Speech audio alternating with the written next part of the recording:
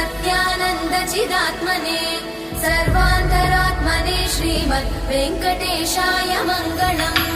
स्वतः सर्वविदे सर्वशक्तये सर्वशेषिणे सुलभाय सुशीलाय वेङ्कटेशाय मङ्गलम्। परस्मै ब्रह्मणे पूर्णकामाय परमात्मने प्रयुञ्जे परतत्त्वाय वेङ्कटेशाय मङ्गलम्। आकालतत्त्वमशान्तमात्मनामनुपश्यताम् अतृप्त्यमृतरूपाय वेङ्कटेशाय मङ्गलम्।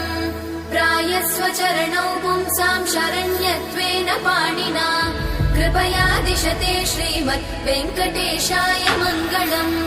दयामृततरङ्गिण्यास्तरङ्गैरिव शीतलै अपाङ्गैः सिञ्चते विश्वं वेङ्कटेशाय मङ्गलम्। स्रग्भूषा